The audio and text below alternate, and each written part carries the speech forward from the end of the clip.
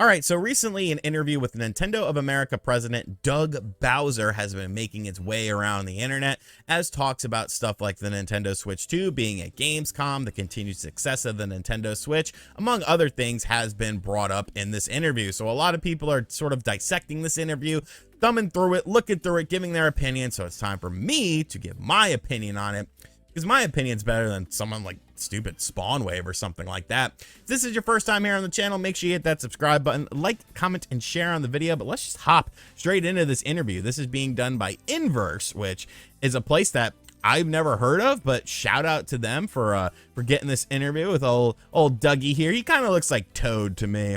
Like, I feel like he could play Toad in like a live action sort of Mario movie. So talking about some Super Mario Brothers Wonder stuff here. Obviously that game just came out. I made a video on it. Make sure you guys check it out. Pretty in-depth video, but basically saying, you know, one thing that I found interesting, one thing with Nintendo development is we don't pressure our teams to deliver within a certain window. If they need more time, they'll take more time. And the reason for that is our players have an expectation of the quality that our games will bring. We want to make sure we respect that and deliver those wow moments. And a nice sentiment. You have to remember something.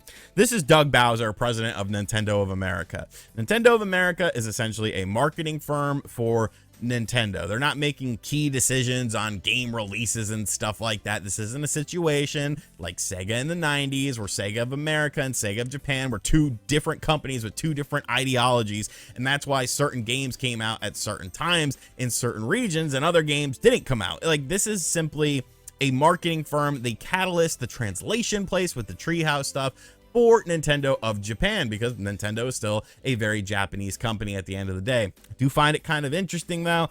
Like, you probably should have taken a little bit more time with Everybody 1-2 Switch, or maybe just canceled that sort of game. Talking about some other stuff here, talking about the museum and stuff. I'll have a link to the full interview in the description box down below should you want to check out the full interview. I'm just going to talk about the things that I kind of find interesting and I think are, you know, sort of bigger than the other some of its parts. Talking about the FTC stuff and Microsoft. Yeah, we got a good, you know, relationship with Microsoft, Banjo-Kazooie, Super Smash Bros. Ultimate, Minecraft is on Nintendo Switch, all stuff that we pretty much already know. We've discussed it a million times before, but now we're getting into the more interesting stuff here. So asking about the long lifespan of the Nintendo Switch cycle, or console cycle, and why that is. So basically some basic stuff here. There's a host of different styles overall on the platform, and I do think that's what separates us quite a bit outside of the obvious visual differentiation with the Nintendo Switch form factor, and helped us to lengthen that longevity. The one thing I like to say is consumers are the ones who are voting right now. We're scheduled to sell about 15 million units in this year alone. It's that diversity of content that really brings players in and keeps them on the platform. So one thing you have to admit about Nintendo, whether or not you are a fan of all of the games that they release or anything like that, is they are constantly churning out software, first-party software, for this system, especially when you compare it to something like the state of the PlayStation 5 or the Xbox Series X. You know, we're talking about, you know, 3 times the amount of first party games come out on the Nintendo Switch, if not more, comparative than those platforms are. Now, those platforms did launch under, you know, a pandemic situation and stuff like that, but still, it's very impressive that 3 years into these systems' life cycles, the Nintendo Switch is still churning out games at an alarming rate. And it's pretty much always been that way. Like, look at the first year of the system. Mario Kart 8 Deluxe. You had, of course, Splatoon 2. You had Breath of the Wild. You had Xenoblade Chronicles 3. You had Super Mario Bros. Odyssey. Like, that's a huge freaking year. And they've managed to release a ton of high quality software all throughout the years. Yes, there's been some hits and misses. Games like, you know, Super Mario or Mario Strikers, Battle League. Like, oh, man, I don't know how you mess that up so royally with the online stuff. And of course, Everybody 1-2 Switch. But overall, they've been an absolute powerhouse with this generation of games and just releasing games. So now here's some really fun stuff though. There have been reports that Nintendo showed off a successor to the Switch behind closed doors during Gamescom. As we have discussed, the Switch has had a long life cycle and a huge install base. How, when you consider the idea of a successor to the Switch, do you think about helping those who are on the current console transfer to the next platform, while reassuring them that the console and the investment in the Switch will somehow transfer to its successor? So this is actually covering quite a few different things. This is covering the leaks from Gamescom as far as the behind closed doors showing of the Nintendo Switch 2, running Unreal Engine 5 games such as the Matrix demo that was very popular, allegedly some other games, a souped up version of The Legend of Zelda Breath of the Wild. But they're definitely kind of honing in on asking about backwards compatibility. And when I read this answer, I'm kind of taking away something a bit different than a lot of other people are as far as backwards compatibility is concerned, because I've been seeing so many tweets online of people saying, oh, Nintendo pretty much confirmed backwards compatibility in this interview. And I'm like, did they? Did they? Let's take a look at the answer here. Well, first, I can't comment, or I won't comment, I should say, on the rumors that are out there. But one thing we've done with the Switch is to help that with that communication and transition is the formation of the Nintendo account system. In the past, we have, or every device we have transitioned to had a whole new account system. Creating the Nintendo account will allow us to communicate with our players if and when we make a transition to a new platform to help with the ease that process or transition. Our goal is to minimize the dip you usually see in the last year of one cycle and the beginning of another. I can't speak for the possible features of a new platform, but the Nintendo account is a strong basis for having that communication as we make the transition. Now, looking at this, where are people getting that this is a confirmation for backwards compatibility? Let's take into account what he's talking about, and that is the Nintendo account. What is the Nintendo account? The Nintendo account is what you have right now that links you to your Nintendo Switch. In every previous system, you had a brand new account system. It was a brand new ecosystem for how you would purchase digital games and things of that nature.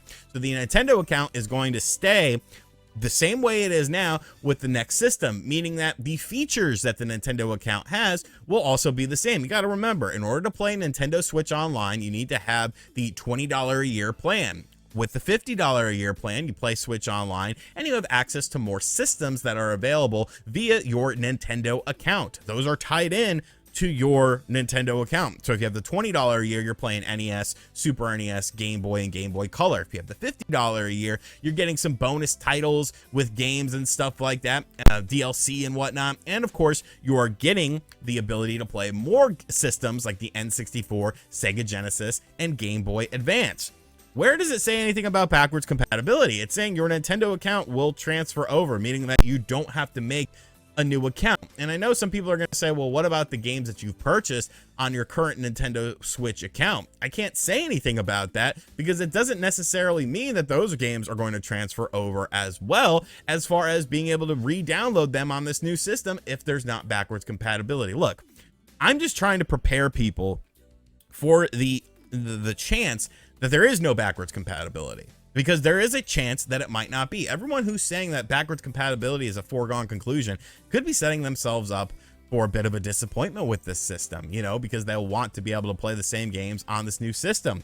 The dip in the last year of one cycle beginning to another, it's talking about with the accounts and how many accounts are being made. I just think people could be potentially reading too deep into this. That's all I'm saying with this. I think that people, generally speaking, people hear what they want to hear. They take something from a situation or an interview or an article or whatever the case may be, and they read what they read, and they read it the way they want it to be read. And I'm just kind of looking at a more skeptical eye because I'm not 100% sure that the Switch is going to have backwards compatibility. The Switch 2, that is. I mean, that's all I'm saying with it. You know, I don't think this is necessarily a confirmation of something like that.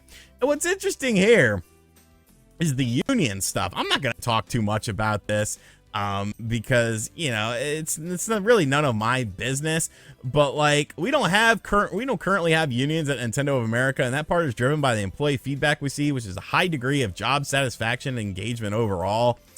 You know, I mean, we've heard some stuff come out about Nintendo, and you know, there was a big thing about people being, you know, harassed during the Reggie Fils-Aimé era of Nintendo of America, and it was swept under the rug, and Reggie said, oh, that stuff never, remember when all that sort of stuff came out? And Reggie was like, oh, that never happened under my watch. And then it was like, no, it actually did, but you know, allegedly you didn't do nothing about that. This to me, you know, it's basic PR speak and stuff like that, so kind of a non-story for me. But here's This guy, is there a Nintendo property that hasn't come back in the past few years that you would love to see make a comeback? I can't think of a specific franchise that I would want to see make a comeback. The things I love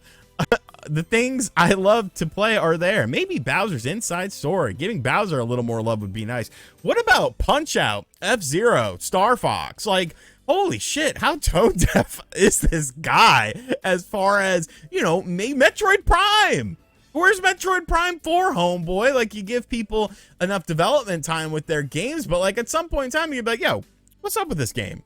Y'all still working on this? Everything going okay? We need to bring some more. We need to shift some people here to help you guys out with this game. But, you know, it's kind of a very by the book interview. Like I said, if you want to read everything, I will have a link to it in the description box down below. My whole thing is, I don't think this is, you know, a telltale sign that the Nintendo Switch 2 will have full backwards compatibility. I just don't see that sort of thing. Interesting how we're sort of dodging, even though they kind of address that the leaks are there. You know, they're kind of dodging. I won't comment on it. Damn it. You won't get anything out of me. It's like, what's the secrecy? Like, give someone a little bit of a nugget, like instead of just standard PR talk. But I mean, that's what a marketing firm does.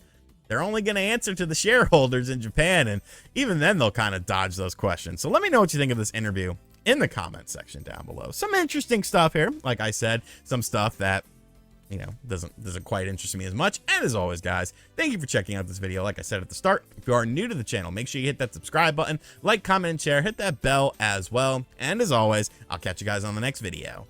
Later.